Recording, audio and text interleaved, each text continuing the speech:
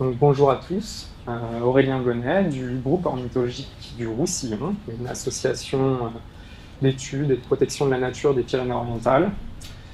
Donc je suis salarié dans cette association-là qui ne fait pas que de l'ornithologie, contrairement à ce que son nom indique. Et donc j'ai monté et je pilote le programme de conservation du Daniel Godard en France, en partenariat avec le Conservatoire d'espaces naturels d'Occitanie. Donc une première phase de ce programme s'est déroulée entre 2021 et 2023. Et actuellement, la deuxième phase a débuté en octobre et se terminera donc en septembre 2027. La première phase a été financée dans le cadre de l'appel à projet Mode Biodive Restauration et la seconde phase est financée par le Fonds Vert et cofinancée par les conseils départementaux des Pyrénées-Orientales et de l'Aude. Donc je vais vous présenter brièvement un panel d'actions et de résultats qu'on a pu obtenir un petit peu dans le cadre de ces deux phases-là, même si la deuxième vient vraiment de débuter. Mais avant tout, je vais essayer de contextualiser un minimum. Tout le monde ne connaît peut-être pas cette espèce.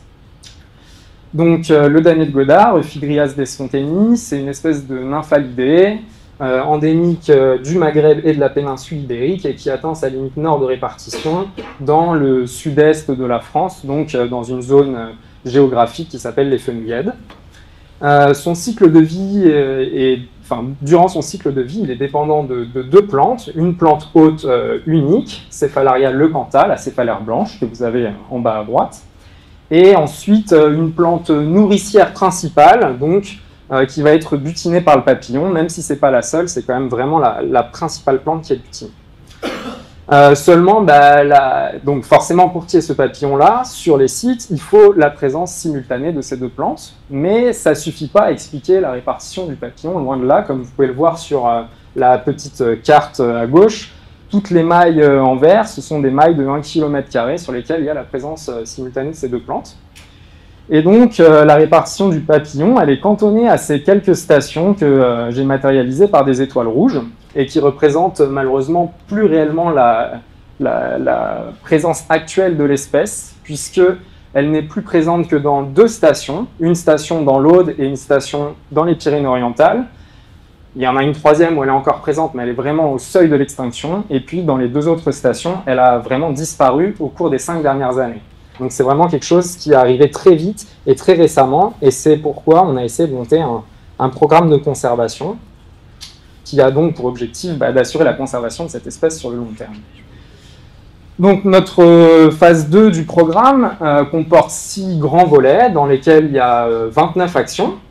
Donc il y a tout un volet d'études préalables durant lequel on va s'intéresser en partenariat notamment avec des laboratoires de recherche à l'écologie chimique du papillon et de sa plante hôte, donc les relations qu'il peut y avoir chimiquement entre ces deux protagonistes. Ensuite, on va faire de la génétique des populations, donc tout autant pour savoir s'il y a encore de la connectivité, de quand date la connectivité entre nos différents noyaux de population, mais également pour savoir quelle est un petit peu la distance génétique entre nos populations françaises et les populations espagnoles les plus proches.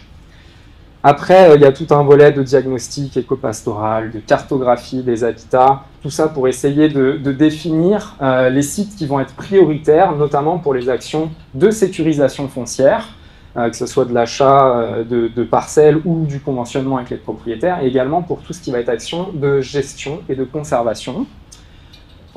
Donc ces actions de gestion et de conservation, elles prennent la forme principalement de travaux, de restauration des habitats. Et puis on a derrière un projet de translocation de populations sur les sites qu'on va restaurer qui seront les plus éloignés des populations sources. Donc de la même manière pour accélérer un petit peu les choses. Bien sûr, on suit tout ça à travers différents indicateurs. Notre indicateur un petit peu phare, c'est le nombre de nids communautaires de l'espèce, puisque j'ai oublié de le dire dans la première diapo, mais cette espèce-là, en fait, elle a la particularité de faire des nids communautaires sur la céphalaire blanche. Donc, c'est des petites toiles de soie qu'on va pouvoir assez facilement inventorier. On va faire du suivi des habitats restaurés et on installe également des stations météo sur les stations principales de l'espèce pour pouvoir suivre tous ces paramètres-là. Après, on a tout le volet de communication qui est assez classique dans tout ce type de projet.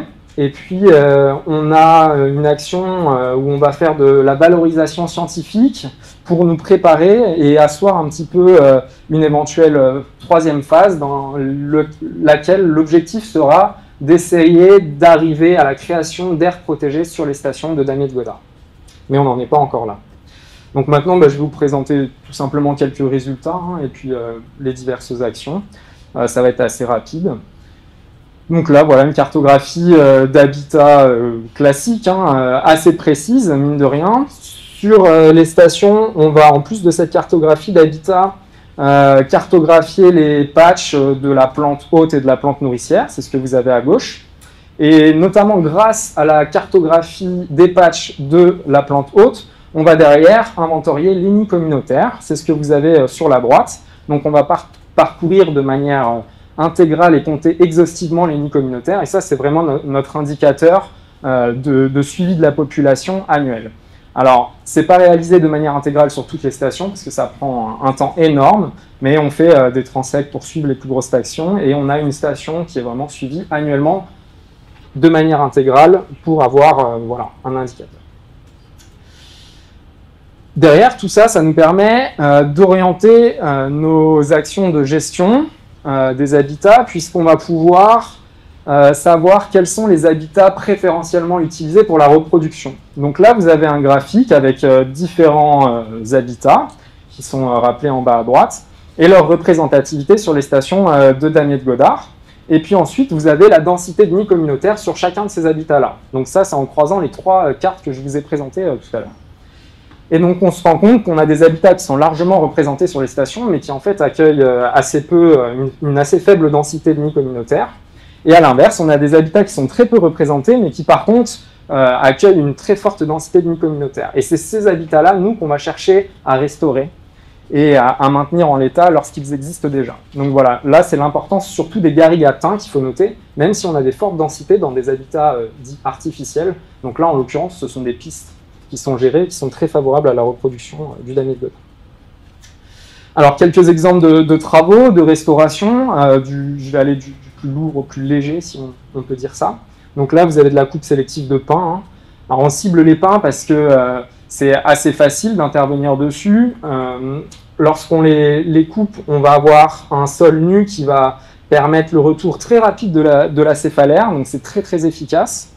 Et puis, on emploie des méthodes qui restent quand même les plus légères possibles, avec notamment du débardage à cheval, lorsque on a besoin de déplacer des gros troncs, sinon on fait vraiment tout à la main. Et ça fonctionne vraiment assez bien. Ici, vous êtes sous un pin qui a été coupé 3 mois plus tôt, et vous voyez les petits points rouges que j'ai matérialisés. Ce sont des pieds de la céphalaire, enfin de céphalaire qui sont exprimés, donc très rapidement, 3 mois après. Et on constate dans presque tous les cas, dès l'été suivant, donc 7-8 mois après, la ponte de Phaedrias desfontainis sur ces plantes-là. Donc ça fonctionne et ça répond vraiment très bien et très vite. Après, dans les secteurs un petit peu plus difficiles d'accès et qui ne sont pas forcément boisés, mais simplement qui subissent la déprise pastorale, donc là on va avoir des strates buissonnantes, arbustives, très importante. On fait intervenir des petits girobroyeurs télécommandés. C'est un peu plus sécure que de faire intervenir des gens dans leur tracteur sur ces secteurs-là. C'est vraiment des endroits qui sont très pentus et peu accessibles. Donc là, ça fonctionne très bien, notamment pour retrouver des espaces un peu plus ouverts dans lesquels le papillon va circuler plus facilement. Et de la même manière, la céphalaire va se réexprimer très très vite dans ces secteurs. Et puis après, on a des actions qui sont un peu à l'interface entre les actions de gestion et les actions de sensibilisation. Donc c'est tout ce qu'on appelle les chantiers participatifs. Donc là, on va mêler tout autant les adhérents de nos associations, les habitants des villages sur lesquels on va faire des communes sur lesquelles on va faire les travaux, et puis également des étudiants. On fait des chantiers écoles et des chantiers vraiment mixtes avec ces trois types de publics. Donc là, c'est pour faire un petit peu plus du chirurgical. On va vraiment être en cœur de station, on va faire de l'élagage, on va faire de la coupe de genêts scorpions, et ça fonctionne vraiment très bien. Mais ce qui est vraiment important, donc ça permet aussi vraiment d'avoir une appropriation locale, d'impliquer les habitants dans la conservation de cette espèce-là. Et on fait en parallèle, lors de lors de la période de vol du papillon, des conférences sorties. C'est un format qui marche assez bien et qui permet de montrer justement aux habitants qui se sont investis dans la conservation de l'espèce, dans le froid, l'hiver, à aller couper des arbres, à traîner des branches, de leur montrer un petit peu, voilà, concrètement, qu'est-ce que ça donne sur le terrain, et de venir voir un petit peu ce papillon. Ensuite, on fait des animations auprès des scolaires. Bien évidemment, on essaye, lorsque c'est possible, de faire venir la presse et d'avoir des petits articles dans des journaux locaux pour faire diffuser un petit peu nos actions. On a également produit une plaquette de sensibilisation et puis un petit livret de synthèse des principaux résultats et des principales actions de la première phase. Donc ces 2 documents, vous pouvez les retrouver ici, j'en ai ramené quelques-uns, et ils sont également disponibles en ligne de manière numérique sur notre page internet, qui pareil a été créée vraiment pour centraliser un petit peu les connaissances et les grandes actions du projet et pouvoir informer le public qui s'intéresse à notre programme. Et donc pour finir, l'appropriation locale, qui est vraiment l'un des aspects les plus importants dans ce genre de programme, à mon sens. Nous, notre petite réussite, c'est d'avoir, sur une des communes, réussi à obtenir le remplacement des plaques de rue à l'effigie du damier de Godard. Donc c'est vraiment devenu l'emblème de la commune. Et ça, c'est vraiment le témoin d'une forte appropriation locale des enjeux de conservation de l'espèce. Pour autant, on rencontre forcément des difficultés, comme dans tous ces programmes-là. Donc, il n'y a pas forcément de hiérarchie dans ce que je vais citer. Mais le contexte foncier est difficile, avec un morcellement des parcelles, du micro-parcellaire. Donc ça, forcément, ça complexifie l'acquisition, le conventionnement. De la même manière, lorsqu'on fait des travaux, il faut avoir l'autorisation des propriétaires. Donc c'est difficile d'avoir l'autorisation de 50 personnes à temps. Donc on travaille à plus petite échelle lorsque c'est pas possible de faire autrement. D'un autre côté, c'est un avantage aussi, et c'est peut-être pour ça que sur ces sites, le papillon vole encore. C'est qu'on ne peut pas avoir une transformation générale de la station du jour au lendemain. Il y a vraiment trop de propriétaires différents. Après, on a des municipalités qui sont non réceptives, qui ne répondent pas du tout à nos appels, et du coup là c'est beaucoup plus compliqué d'aller toucher les habitants de ces villages-là, à moins de faire du porte-à-porte. C'est pas évident. Donc il y a vraiment 2 types de communes. Les conflits d'usage qui y a à peu près partout et dans lesquels on ne s'immisce pas, on ne prend pas parti. Donc là, c'est pareil, ça retarde un petit peu tout ça.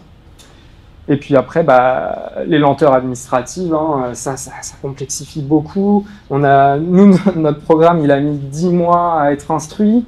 Donc il a été validé en août. J'ai actuellement toujours pas de convention signée, alors que j'ai une vraie validation de ce projet oral de la part des services instructeurs, etc. De la même manière, les demandes de dérogation pour la génétique ont été déposées en avril dernier, elles sont toujours pas validées. Donc tout ça fait que c'est vraiment très compliqué de travailler là-dessus. Et pour une petite association comme la nôtre qui porte un projet comme ça, c'est pas évident. On n'a toujours pas reçu d'acompte, donc on travaille aujourd'hui sur fonds propres. Voilà, c'est un petit peu compliqué. Et puis le statut de protection de l'espèce complexifie aussi un peu tout ça. Voilà, si vous souhaitez plus d'infos, vous pouvez aller sur notre page internet, et sinon je suis disponible pour des questions éventuelles. Merci.